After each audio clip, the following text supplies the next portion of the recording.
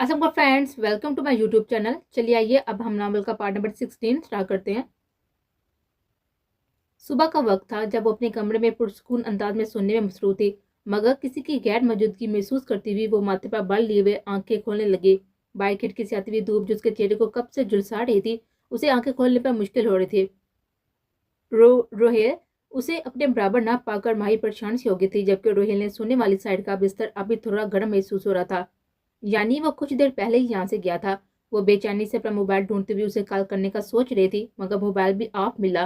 वो कमरे से भागती हुई सीढ़ियां उतरकर नीचे लगे लाइन लैंडलाइन नंबर से उसे फोन करने लगी, मगर दूसरी तरफ से नंबर बंद जा रहा था।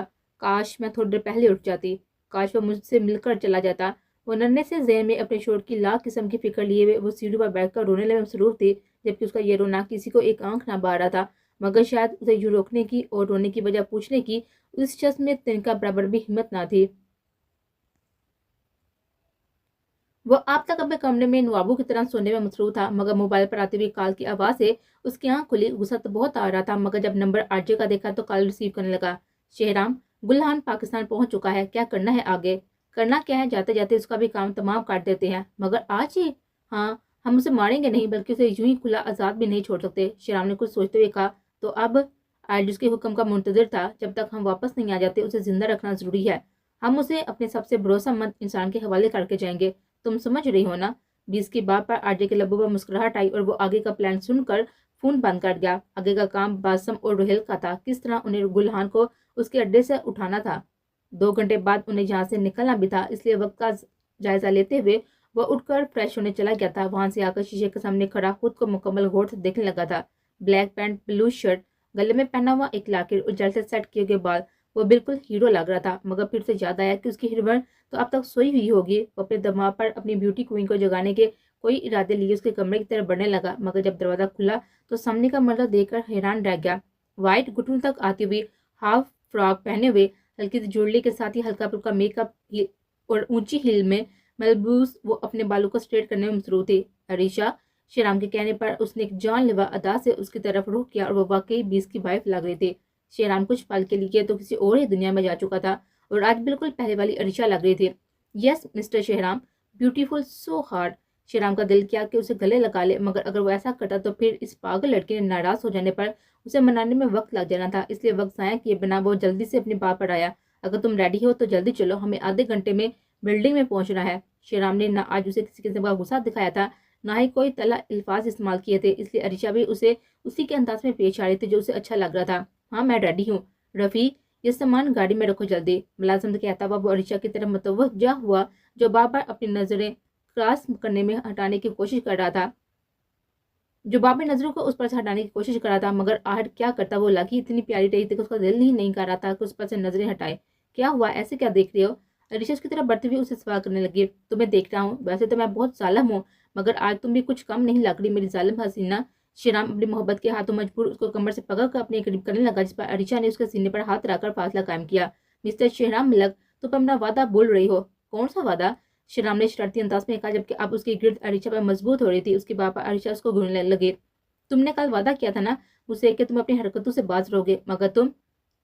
लिसन, मैंने कोई वादा नहीं किया था, बस तुम्हारी बात मानी थी, और मैं कौन सा तुम्हें किसिंग करने लगा हूँ जो तुम इतना परेशान हो रही हो? शराब ने आड़ी जबकि उसके लब्बों को देखते हुए कहा था, जैसे अगले ही लम्हे वो सच में असर कर देगा। छोड़ो मुझे, अलीशा ने वार्निंग वाले अंदाज में कहा। ओके, मगर इस खूबसूरत लम्हे को मैं यादगार बनाना चाहता हूँ। शराब की बात पर अलीशा नासमझी से उसको देखने लगी, क्योंकि वो आप ही उसके गिर्द में थे।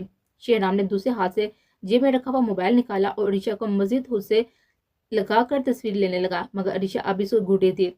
लेट्स स्माइल बेबी, शेहराम अपनी उंगलियों पर उसके कमर में गाड़ते हुए कहा, जिस पर वो बेचारी मजबूर मुस्कुराने लगी। तभी शेहराम ने 2-3 पिक्स कैप्चर की थी, मगर तमाम पिक्स में उसने खुद एक बार भी स्माइल नहीं की थी। खरूस कहीं का।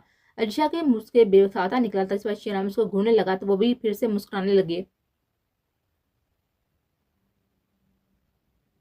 जब वो लोग बिल्डिंग के बाहर पहुंचे तो एक हेलीकॉप्टर उड़ चुका था, बाकी एक अब भी तैयार खड़ा था। बिस के एक इशारे पर गार्ड ने उसका सारा सामान हेलीकॉप्टर में पहुंचाया और बिस खुद अपनी ब्यूटी के साथ लिफ्ट के जरिए बिल्डिंग पर जाने लगा। ये किसकी बिल्डिंग है? तुम्हारे बीस की। ओह, इतनी खौफनाक किस्म की बिल्डिंग है तुम्हारी? बिल्कुल तुम्हारी तरह। हाँ तो मेरी जान, यहाँ काम भी तो खौफनाक किस्म के ही किए जाते हैं ना? शेरम की बापा अरीशा उसे नासमझी से देखने लगे। तुम कौन सा यहाँ बंदूक को लाकर उनका मर्डर करते हो। ऋषा के मजाक पर श्रीराम मुस्कुराने लगा। एग्जैक्टली।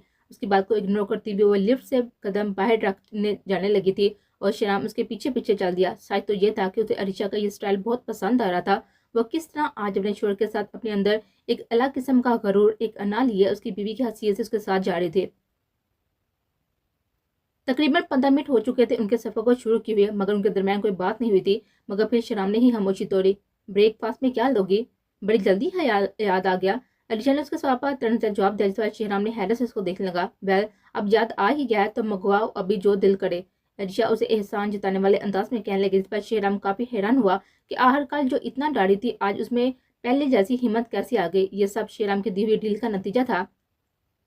कुछ ही देर में इन दोनों ने हल्का फुल्का ब्रेकफास्ट किया। कितना बोरिंग सफर है ना। अच्छा के बाप पर शेराम की तरफ मुतवज्जो हुआ। मगर जहाँ तुम जा रही हो ना वहाँ बहुत एंजॉय करोगे। कैसा एंजॉय? मुझे क्या पता किसी की पार्टी है, कहाँ जा रहे हैं, कौन लोग होंगे वो। अरिशा के बाप पर शेराम मुस्कुराया। मेरी जान, तुम इस पार्टी को साइड पर कर दो। यूं समझो हम यूके हनीमून पर जा रहे हैं। शेराम के बाप पर अरिशा का रवैया पहले जैसा होने लगा था। Just shut up. तुम्हें लगता है कि तुम जैसे दरिंदे इंसान के साथ मैं हनी। वो फिर से उसे बूढ़ा बोलने जा रही थी जब शेराम को लगा कि उसकी बक इस बेचारे का सर फट जाएगा। उफ़ो उफ़ो बस यार, और कितना बुरा कहोगी अपने हस्बैंड को। अरिशा की जुबान को ब्रेक लगा। है हनीमून ना सही, हम साथ आउटिंग पर तो जा सकते हैं ना। और वैसे भी तुम्हारे डैड ने तुम्हें कहीं भी अकेले टूर पर जाने से मना किया हुआ था, तो इस वजह से तुम कहीं आउटिंग पर नहीं जा सकती। मगर आप मेरे साथ तुम पूरी दुनिया घूम सकती हो बहुत आसानी से। शेराम की बात पर अरिशा थोड़ी हैरान हुई कि आखिर उसे सब कैसे पता चल गया जाता है। खैर, अगर तुम्हें वाकई बोरियत महसूस हो रही है तो चलो कोई मूवी देखते हैं, हमारा इस सफर को यादगार बनाते हैं। शेराम जो मैंने अल्फाजों में उसे कुछ और ही बताना चाह रहा था। कौन सी मूवी? कोई हॉलीवुड मूवी। शेराम ने ये अल्फाज आंख मारते हुए अदा किए थे, जिस पर अब अरीशा को उस शख्स के इरादे कुछ अजीब से लग रहे थे और अब उस खड़ूस इंसान से डर भी लग रहा था।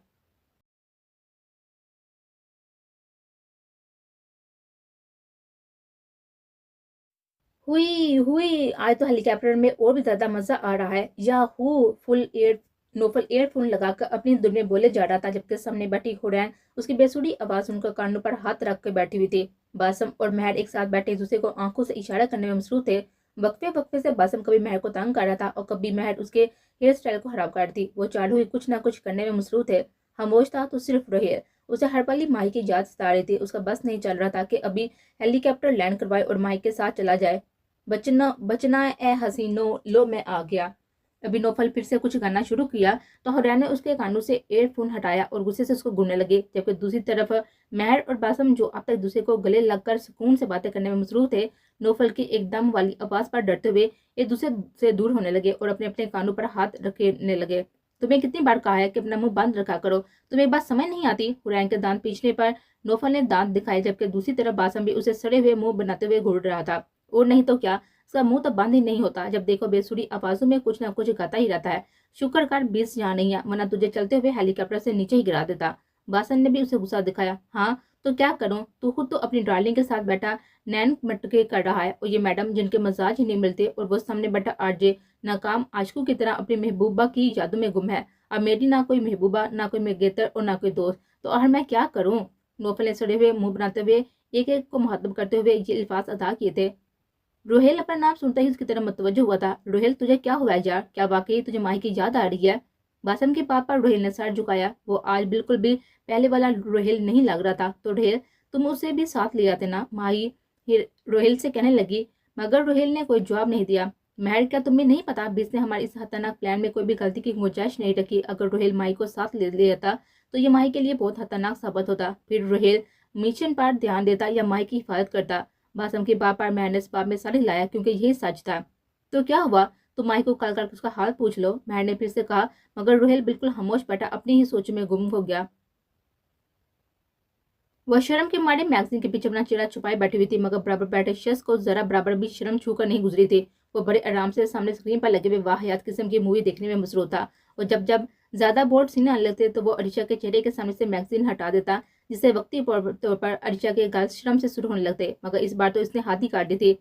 हाय डियर वाइफ, मेरे साथ ये मूवी पूरी देखो, अगर ना देखी तो अर्षा मैगजीन सामने से हटाते हुए घूरने लगी। तो फिर मैं ये मूवी स्टार्टिंग से लगाऊंगा और तुम्हें अपने साथ बिठाकर पूरी देखने पर मजबूर कर दूंगा। एंड यू नो ना, जो सीन्स तुमने मिस कर दी हैं वो कितने ज्यादा हॉट अभी वो कुछ और आगे कहता कि अरीशा ने कानों पर हाथ रख लिए, जबकि शेहराम उसकी इस हरकत पर एक तरफा मुस्कुराने लगा। हाय ब्यूटी, हटाओ ना इसे सामने से, शेहराम अब शांति अंदाज में कहने लगा। मगर अरीशा आप तक खुद को मैगजीन के पीछे छुपाए हुए बैठी थी। मतलब तुम नहीं हटाओगी? ओके। शेहराम ने रिमोट के जरिए से वो फिल्म हटाई और एक बार हॉरर मूवी लगा दी और स्विच से इसे एरिया के लाइट्स भी ऑफ कर दी। उसका म्यूजिक इतना ज्यादा हॉरर था कि अरीशा को म्यूजिक सुनकर ही डर लगने लगा था, जबकि वो नवाब कहीं का वो तो बिल्कुल पुरसुकून अंदाज में हॉरर मूवी देखने में मसरूफ था। हटाओ उसे, अरीशा ने मैगजीन को आंखों से नीचे करते हुए कहा। क्यों, तुम्हें डर लग रहा है क्या डार्लिंग? शेहराम ने आंख मारते हुए कहा। मैं क्यों डरूंगी? हाँ, मैं किसी से नहीं डरती। अरीशा ने बामुश्किल ये अल्फाज अदा किए और मैगजीन में मसरूफ होने का नाटक करने लगे, जबकि शेहराम उसकी इस हालत पर बहुत लुत्फ अंदोज हो रहा था। और फिर कुछ ही देर में वो हॉरर मूवी इतनी हॉरर हो गई कि अरीशा को वहां अकेले सीट पर बैठना भी मुश्किल हो रहा था, क्योंकि सारी लाइट्स ऑफ थी और सामने स्क्रीन पर वो मूवी चल रही थी। अरीशा को बार बार महसूस हो रहा था कि जैसे अभी ही पीछे से कोई आ जाएगा। अभी वो पीछे की आहट महसूस ही कर रही थी जब मूवी में किसी लड़की ने जोर से चीख मारी और साथ ही उस चुड़ैल ने भी। उस अचानक वाली हॉरर चीज से अरीशा इतनी डर गई कि खुद भी चीखने लगी। तभी शेहराम ने फिल्म रोकी और उसकी तरफ सवालिया नजरों से देखने लगा। प्लीज ये मूवी हटाओ प्लीज। अरीशा इल्तजाई नजरों से उसको देखने लगी, जबकि इस बार लहजा भी इल्तजाई ही था। No please Shehram please, never. इस बेचारी की बात को वो दोबारा इनकार करता हुआ दोबारा से मूवी स्टार्ट करने लगा। प्लीज प्लीज रुको। शेहराम उसकी बात पर यकदम रुका, उसकी तरफ मुतवज्जो हुआ। प्लीज इस मूवी के बजाय कुछ और देख लो। रियली? फिर तुम्हें भी वो मूवी मेरे साथ ही देखनी होगी, बिना कोई सीन स्किप किए हुए पूरी। शेहराम जगते पर मुस्कुराहट लिए उसे इस वक्त बेहद जहर लग रहा था, मगर वो उससे कहती भी तो क्या, वो तो कोई भी मौका ना छोड़ता था इस बेचारी को तंग करने का। शायद उसे बहुत ही मजा आता था ये सब करके। बदतमीज इंसान, ऋचा गुस्से में कहने लगे, जिस पर शेहराम भी उसको घूरने लगा जैसे अभी ही कुछ कर देगा। नहीं, मेरा मतलब प्लीज वो भी ना लगाओ प्लीज। हाँ तो बस यही देखो फिर। शेहराम फिर से रिमोट पकड़े हुए मूवी स्टार्ट करने लगा। प्लीज कोई और थर्ड ऑप्शन दे दो प्लीज, आसान सा। अरीशा के पापा वो कुछ सोचने लगा और फिर से मुस्कुराया। अरीशा समझ चुकी थी कि इस घटिया शख्स के दिमाग में फिर कुछ घटिया ही सोच आई होगी। देखो, बोल्ड मूवी तुम मेरे साथ देखोगी नहीं, हॉरर मूवी में मैं हटाऊंगा नहीं, तो बस एक ही ऑप्शन है तुम्हारे पास। अरीशा स्पाइनल से उसको देखने लगी, जबकि शेहराम अपने लबों पर उंगली फेरता हुआ उसे नीचे से ऊपर तक देखने लगा, जिस पर अरीशा ने मैगजीन को खुद से गले से लगा लिया। तुम मेरी सीट पर आ जाओ। उसे क्या होगा? हाँ, तुम्हारी सीट पर आने से क्या मेरा डर खत्म हो जाएगा? ऐसा क्या है तुम्हारी सीट में जो सीट चेंज करने से मुझे डर महसूस नहीं होगा? वो गुस्से से बोलते चली जा रही थी। हे इनफ। शर्म की डोबदा आवाज पर अरीशा की जुबान को ब्रेक लगा। मैंने कब कहा कि सीट चेंज करो? इतनी बड़ी सीट है, हम दोनों यहाँ आराम से एडजस्ट हो सकते हैं, और अगर ना भी हुए तो तुम मेरी गोद में बैठ जाना। अब हबी हूं ना तुम्हारा, थोड़ा सा वजन बर्दाश्त कर लूंगा, अब इतना तो कर सकता हूँ ना मैं। शर्म की बात पर अरीशा की आंखें खुली की खुली रह गई, जबकि आहर कितना चालाक था वो शख्स। अब अरीशा करती भी तो क्या करती, बाकी के दो ऑप्शंस उसको बिल्कुल भी नामंजूर थे, इसलिए मजबूरन उस बदतमीज शख्स की बात माननी पड़ी और वो मासूम सी बेबस सी शक्ल बनाए हुए उठकर उसके करीब आने लगी। तो शेहराम ने उसे जगह दी और जीत की खुशी में उसके लबों पर मुस्कुराहट आई।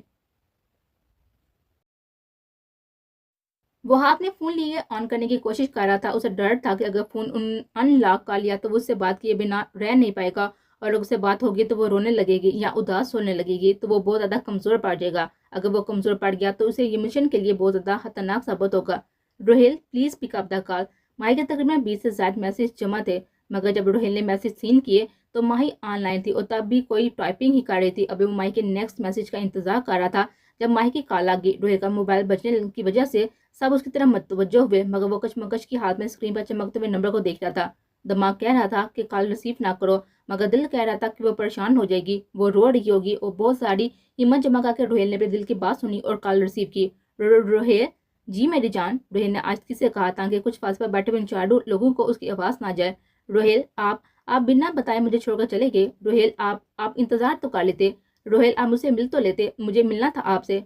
माही की दर्द भरी आवाज सुनकर रोहेल के इस पत्थर दिल ने धड़कना शुरू किया था। रोहेल नहीं चाहता था कि उसकी कोई भी कमजोरी हो, तभी तो इतने साल माही से दूर रहा था, मगर अब जब वो उसकी बीवी थी, उसके नकाम में थी, और सबसे बड़ी बात वो खुद भी उससे मोहब्बत करती थी, तो वो कैसे उसकी फिक्र ना करता। फिक्र तो उसे हमेशा से थी, मगर अब पहले जैसी नहीं थी। माही मेरी जान, आप सो रही थी, मुझे जगाना अच्छा नहीं लगा। और आपका फेवर कैसा है? मेडिसिन ली आपने? रोहेल की जब आंख खुली थी तो माही का माथा उसे कुछ गर्म लग रहा था, यानी माही को हल्का सा बुखार था, जिसे देखकर रोहेल काफी परेशान था, इसलिए उसे जगाए बिना ही वहां से चला गया था। मुझे कुछ नहीं सुना, मैं आपसे नाराज हूँ। माही की तबीयत कुछ ठीक नहीं लग रही थी। रोहेल उसकी बात सुनकर समझ चुका था माही बहुत रोई है, उसे अब भी बुखार है। माही प्लीज मेरी जान, आप मेडिसिन ले लें प्लीज मेरी जान, प्लीज। मैं आपसे प्रॉमिस करता हूँ कि मैं जल्द ही वापस आ जाऊंगा। रुहेल ने माही को मनाना चाहा। वैसे तो वो बहुत समझदार थी, मगर रुहेल के मिलने के बाद वो बहुत ज्यादा सेंसिटिव हो गई थी। वो रात छोटी बाबा परेशान हो जाया करती थी। शायद ये सब रुहेल के बेइंतहा प्यार का नतीजा था। जो माही अब उसकी बहुत ज्यादा लाडली हो गई थी, उसके बिना एक पल भी नहीं गुजारती थी। आप प्रॉमिस कर रहे हैं ना रुहेल कि आप जल्दी वापस आ जाएंगे ना? आप मेरे पास जल्दी से आ जाएंगे ना?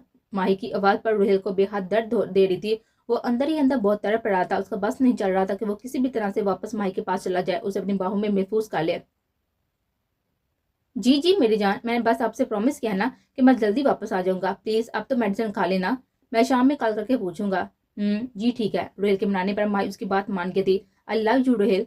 लव यू टू मेरी जान। उनमें मुख्तसर गुफ्तगू हुई और माही को मनाकर रुहेल ने फोन दोबारा से स्विच ऑफ कर दिया था, जबकि दिल अब उसका बेहद परेशान था। वो अब तक उसके साथ बैठी हुई हॉरर मूवी देख रही थी, जबकि शेराम उस अपने सीने से लगाए बैठा था, उसको देख रहा था। जैसे जैसे ज्यादा हॉरर सीन आता था, उसकी जरूरत शेराम की शर्ट पर मजबूत होने लगती। उस बात से बिल्कुल अनजान थी कि वो इस वक्त जिसके सीने में पनाह लिए बैठी हुई थी, वो कोई और नहीं बल्कि वही शख्स था जिसे वो बेहद नफरत करती थी। मगर वो हार्टलेस बीस अपनी ब्यूटी क्वीन को बड़ी हसरतों से देख रहा था।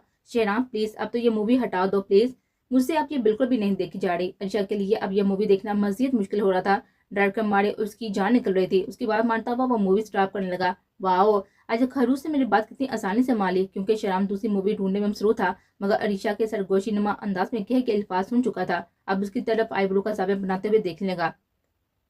जबकि अरीशा अपनी नजर उस पर से हटाते हुए वहां से उठने लगी थी। कहाँ जा रही हो? अपनी सीट पर। कुछ देर पहले जो लड़की उसकी बाहों में पनाह लिए हुए बैठी हुई थी, अब वही लड़की दोबारा से अपनी अक्कड़ में आ चुकी थी। मगर क्यों? शेहरान ने उसे फिर से सवाल किया। क्या मतलब क्यों? मैं क्या जहां तुम्हारे साथ ही बैठी रहूंगी? हटो सामने से। शेहरान के सामने खड़ा उसे वहां से जाने से रोक रहा था, मगर अरीशा ने उसे पूरी कुव्वत से सामने से हटाया और अपनी जगह पर जाकर बैठ गई। उसका वहां से जाना शेहरान पर बहुत ही नागवार गुजरा था। उठो। शेहरान के साथ लहजे पर उसकी तरफ सवाल नजर से देखने लगी। मैंने कहा उठो। मगर क्यों? देखती नहीं हो कि कुछ गिरा हुआ है? कहीं भी बैठ जाती हो। कालिया ना ड्रेस हराब। शेहरान के बाप पर वो एकदम से वहां से उठी और सीट को घूरने लगी। मगर यहाँ तो कुछ भी नहीं गिरा हुआ। कुछ नहीं गिरा हुआ तो अभी गिरा देता हूँ। ऋषा के पापा श्याम ने एक दफा मुस्कुराने लगा और सामने पड़ा हुआ जूस का गिलास उठाकर सिर पर उल्टा दिया। ऋषा ने उसे गुस्से से घूरने लगी। आखिर वो शख्स किस तरह के मिजाज का था? कभी भी कुछ भी खा जाता था, कुछ पता नहीं चलता था।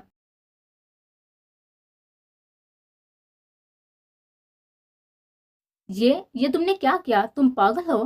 तुमसे कम। शेहराम ने उसे आंख मारी, जिस पर अरीशा बाकी सारी सीटों को देखने लगी। शेहराम उसके इरादे बांधता हुआ जूस की बड़ी बोतल उठा चुका था। अभी अरीशा आगे बढ़कर दूसरी सीट पर जाती।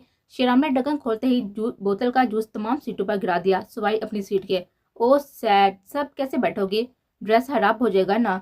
शेहराम उसे चुरा रहा था, जबकि अरीशा, जिसे हमेशा ही उसके सामने खुद को बहुत समझदार जाहिर करवाती थी, अब खड़ी कोई तरकीब सोच रही थी। आ जाओ, बैठ जाओ, मेरी सीट हाजिर है। श्याम के पापा अरीशा ने हाथ बांधते हुए मुंह मोड़ लिया था। तो क्या सारा सफर यूं ही खड़े रहकर गुजारोगे?